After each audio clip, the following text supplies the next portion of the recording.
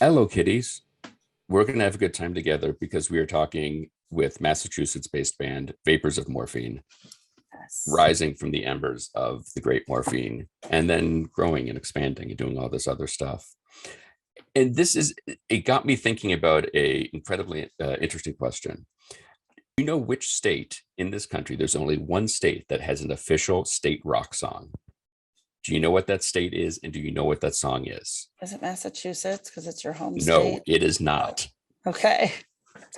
There's two where there's been a fight over it, and that's what I wanted to get into. Well, do So, tell. so Oklahoma made "Do You Realize" by the Flaming Lips, and then that Wait, governor.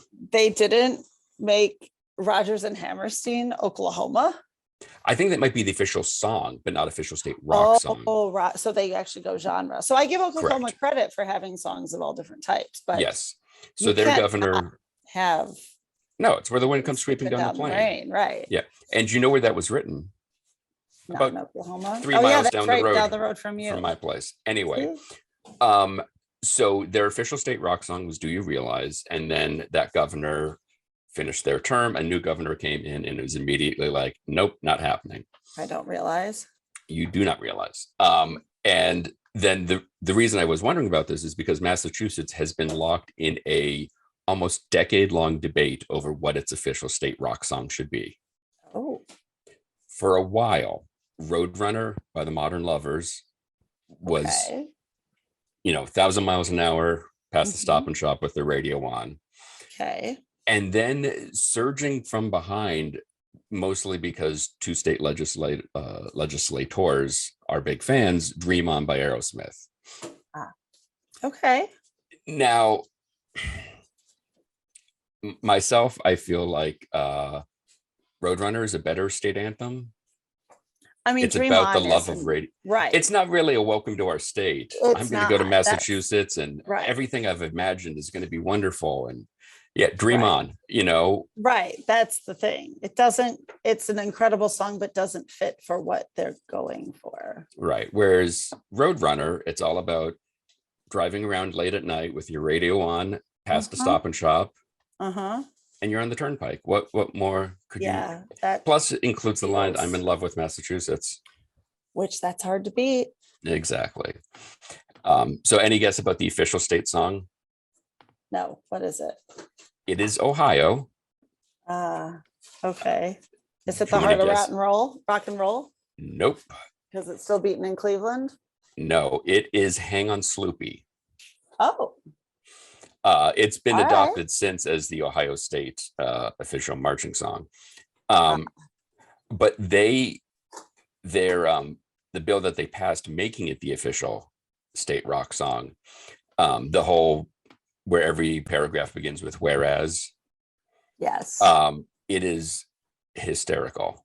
Really? Whereas adoption of "Hang on Sloopy" as the official rock song of Ohio is in no way intended to supplant "Beautiful Ohio" as the official state song, but would serve as a companion piece to "That Old Chestnut." And whereas if fans of jazz, country, and Western classical, Hawaiian, and polka music think those styles should be recognized by the state, then by golly, they can push their own resolution just like we're doing. All right. That's some And forceful words there. whereas "Hang on Sloopy" is of particular relevance to members of the baby boom generation who were once dismissed as a bunch of long-haired crazy kids, but who are now old enough to vote in sufficient numbers to be taken quite seriously. And whereas adoption of this resolution will not take too long, cost the state anything, or affect the quality of life in this state to any appreciable degree. And if we in the legislature just go ahead and pass the darn thing, we can get on with more important stuff.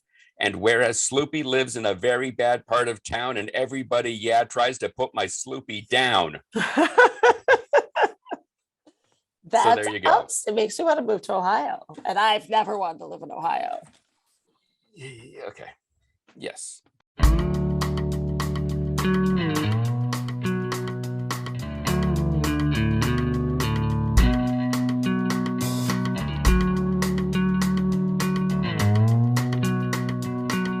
I'm more familiar with Morphine than Vapors of Morphine. Were you a fan of the band before you joined the sort of resurrected version? I didn't know the band until I moved up here in 2000, the end of 2005. I Mhm. had heard of them, and I think I may have heard them on a jukebox or something like that, but I wasn't aware of them until um, I think when Twine Men were touring. So this would probably be around 2001 or something, a couple of years after Sandman had died. Mm. Um, Dana Colley, the sax player, and Billy, the drummer, Billy Conway, formed a band with Billy's partner Laurie Sargent and a string of bass players called Twine Men, named after one of Sandman's little cartoon series. And the idea being that a band was a few people that are basically just a combined in a ball of twine, just I just like love. attached to each other and tangled up. Which makes total Um, sense. yeah, so they went with that. So they were touring for a little while, very underground, small places. And I heard of that. Somebody said, "Oh, they're playing at the Circle Bar or whatever." And when I was in New Orleans, which is where I lived for 12 or 13 years. They were said, "Oh, this is the band that came out of Morphine, that was and I knew that it was a bass and a sax and drums and no guitar, but I didn't realize the slide bass thing and everything. And wasn't until I moved up here when I had mutual friends with Dana and um, who connected me with them. And before I met them, I acquainted myself with their music to some extent and was quite taken with it from the beginning. And so when you joined the band, you did not play two-string slide bass guitar before joining? No, I No. don't think anybody did. Yeah, exactly. How did you take to it? How long did it take you to kind of feel like, all right, I can kind of get that sound? I had played odd instruments before.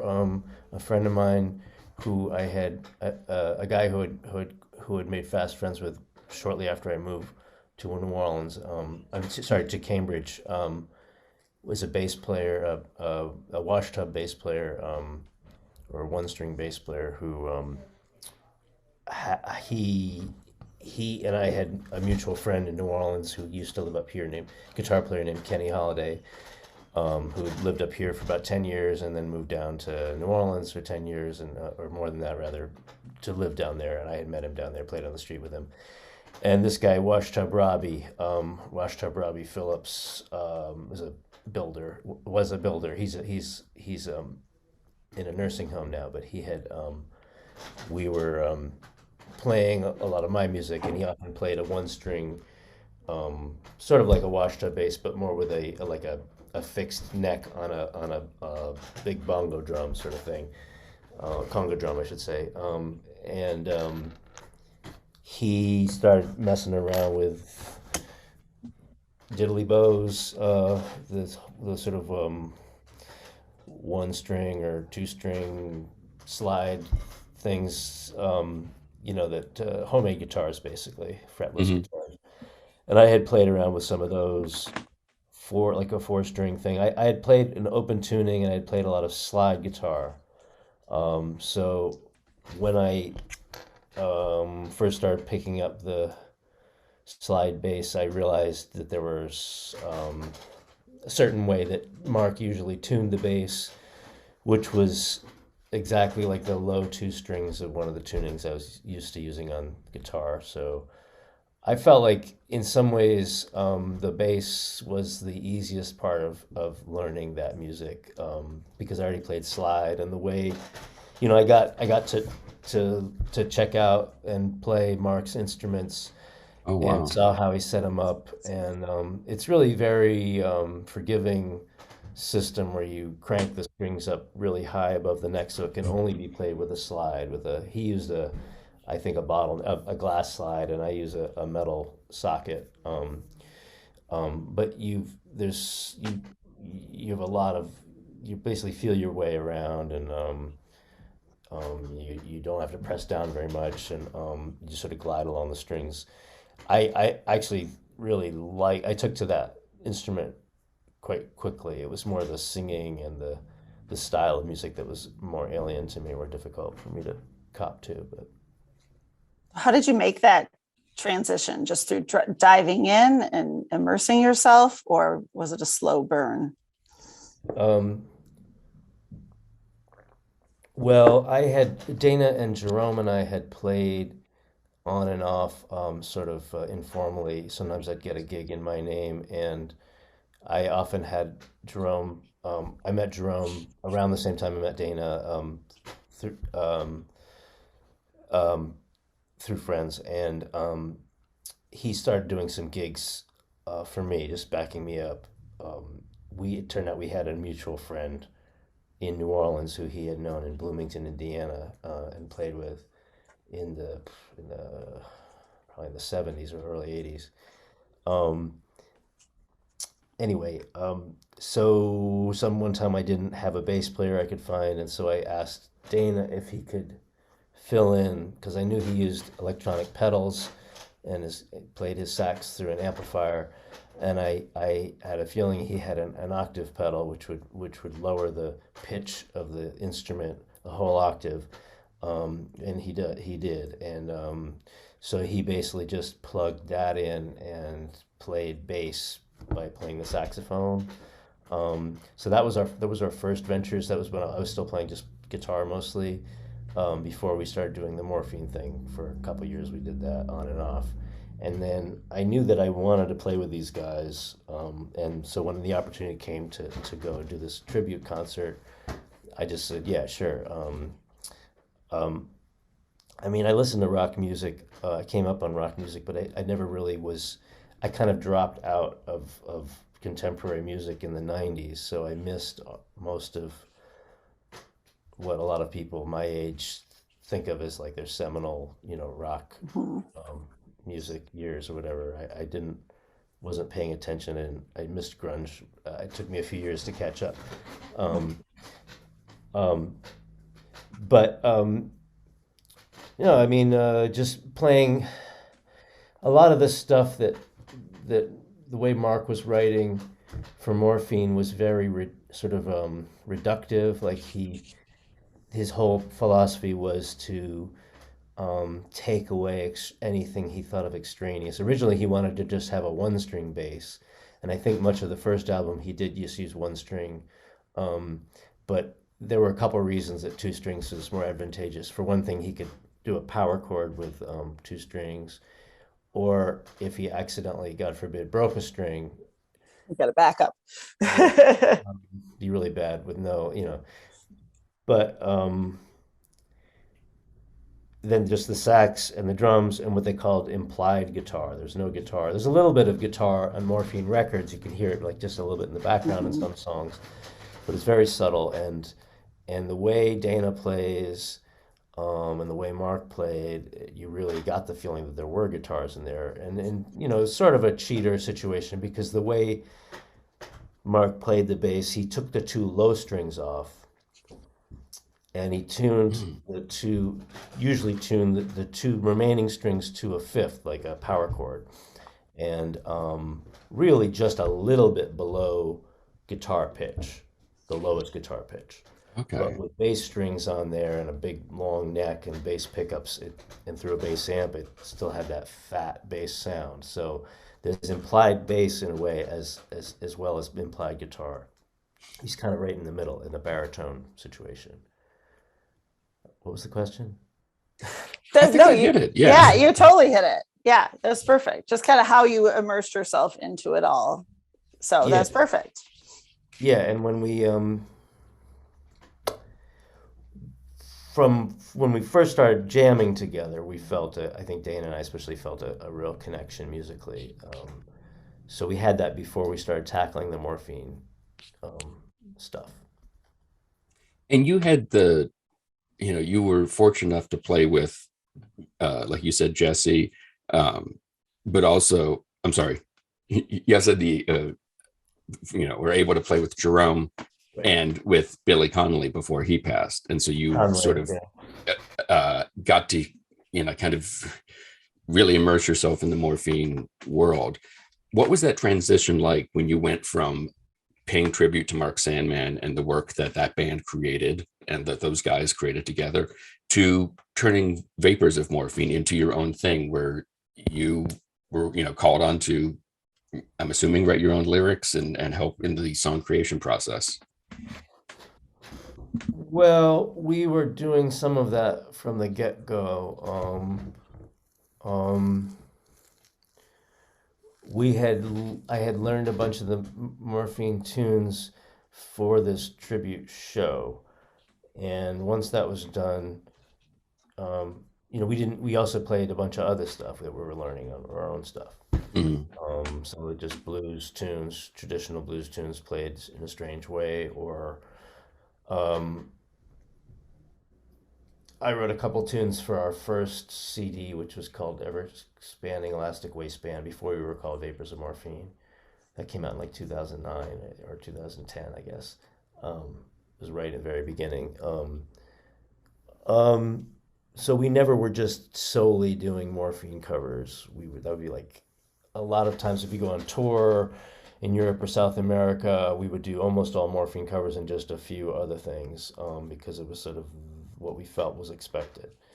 Um, and it's more in recent years that we've split it up, first more equally, and then nowadays we sometimes do shows where we don't do any Morphine material at all, depending on the length of the show.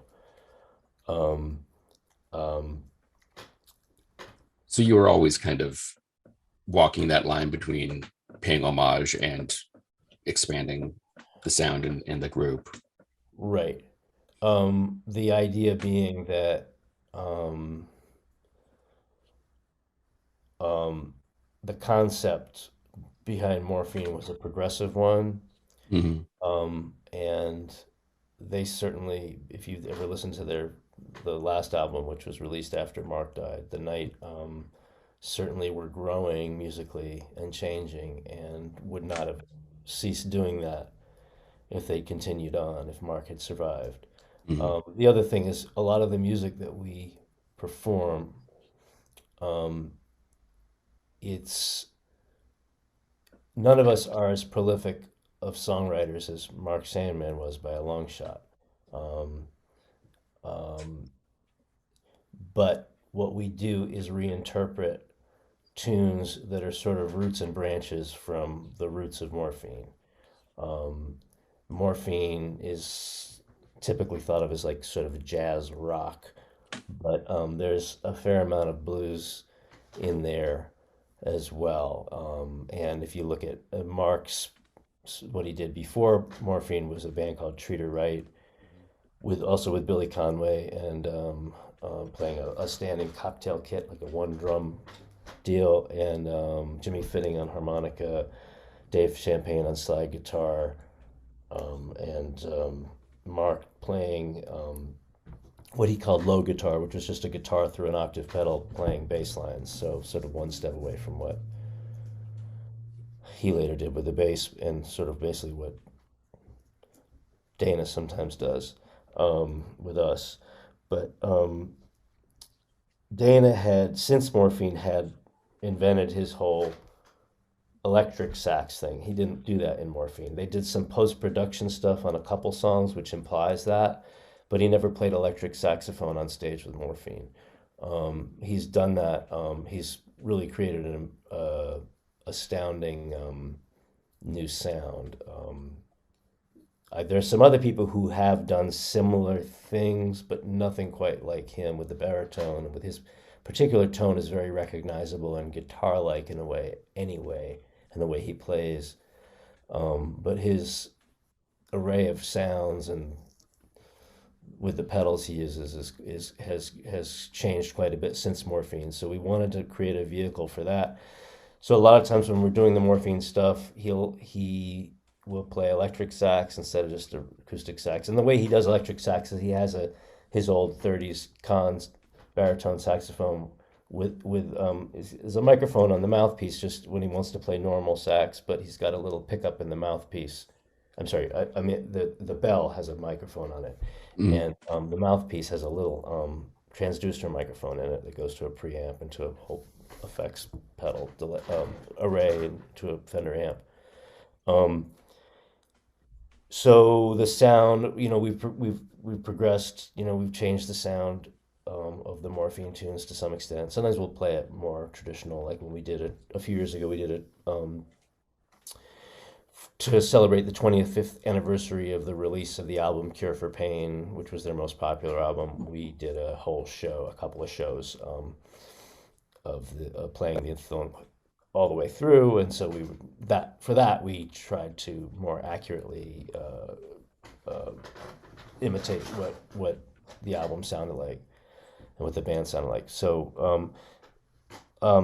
And finally, so what we do is go into the roots that Sandman, things Sandman was into and the band was into was besides jazz, there's blues, like Delta blues, and rhythm and blues, and then there's African music. The band Treat Her Right that Billy and Mark were in was basically a blues band, and African music that Sandman was in was like Moroccan stuff, but we've done a bunch of stuff which is more usually West African, although lately we've gotten into some Ethiopian music, and without any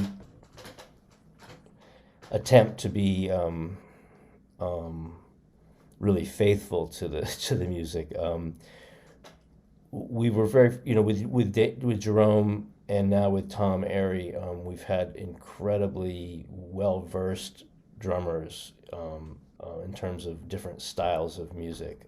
They both can play rock and jazz and blues, but also they're schooled in different African musics and different beats from around the world, whether it's Cuba or whatever. So that's been really helpful for us. Dana and I are sort of more just like listening to the records and pulling what we can, the melodies and everything.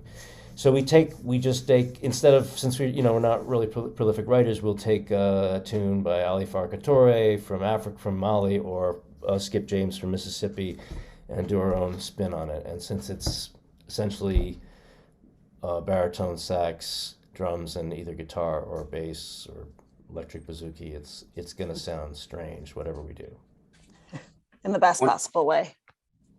And it's so interesting because at first blush, I feel like, having listened to your solo albums and the other records you've done, that at first listen, you think, I don't know how this connects with the sound of Morphine. And yet when you hear it all together, it makes complete sense. It's just a bunch of, well-versed musicians having a conversation over a bunch of different styles and genres that everyone is familiar with enough to kind of take and see where you guys can go with it.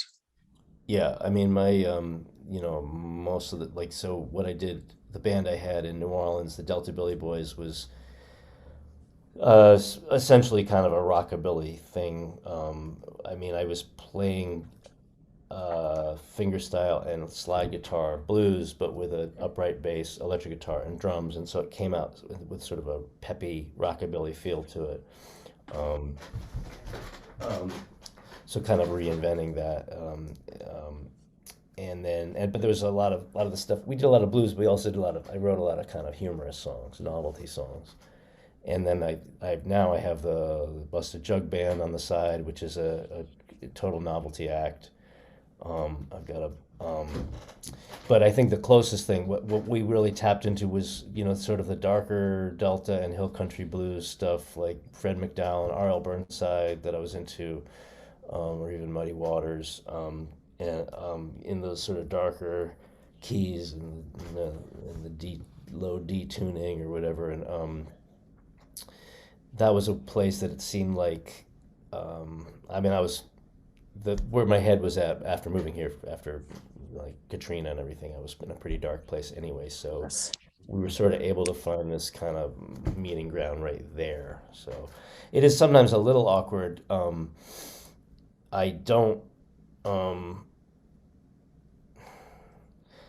I don't feel comfortable so much with the seriousness of Morphine in a way. Like I do I really enjoy playing the music, but there's some humor in it. There's some tunes that are quite funny in a really dry way, and I choose to think that certain tunes sort of half tongue in cheek, because there's a fair amount of posing and sort of very cool thing about Sandman, which I can't pull off even if I tried to. So that's always a little funny, and it's always a little funny when you're taking on a role where audience members sometimes have a deeper connection to the music than I do. So it's strange. What's your favorite of the Sandman kind of humorous ones? Is it Top Floor Bottom Buzzer?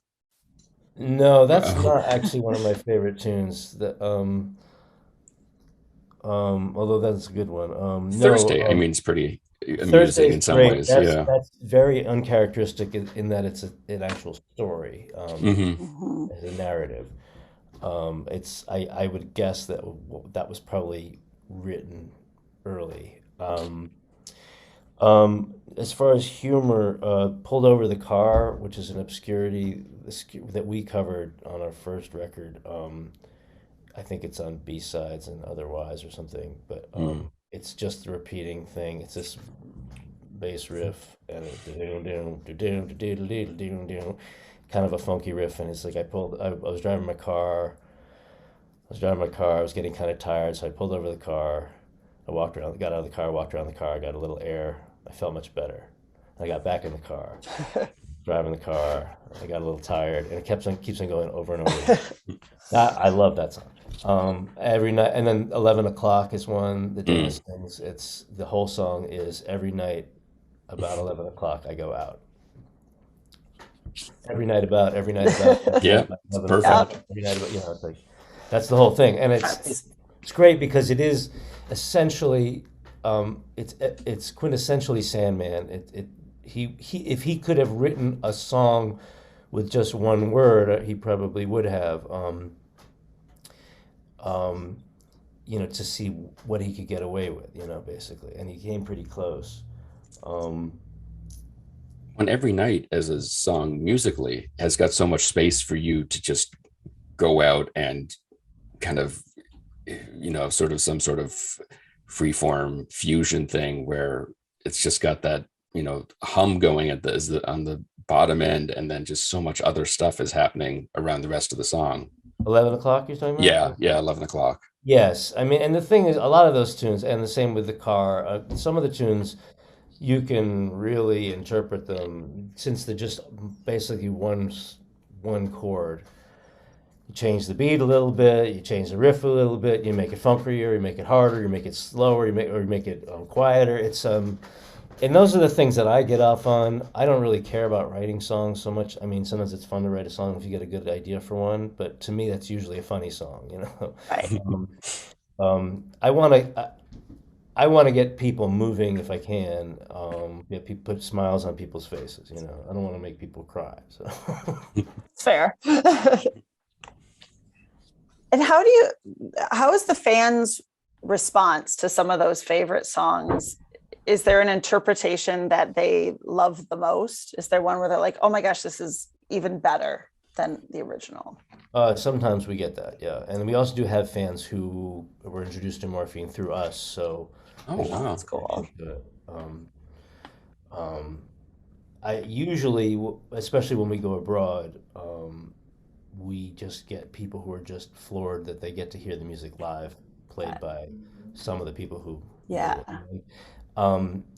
There's Morphine had two different regular drummers and a couple other people who guested on records and stuff playing drums,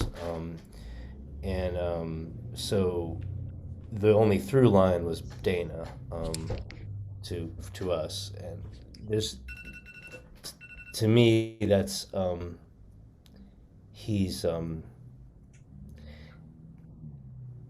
I don't use this word. He's unique. His playing is unique. There's nobody that sounds like him. So I've heard people try to do morphine tunes, and it's tricky. It's really hard. Yeah. The fluidity he gets on a baritone is unusual. Most people, you hear baritones, even really good baritone players, they tend to go for the honk, and he has a real flow to his playing, which is quite unusual. Quite distinctive.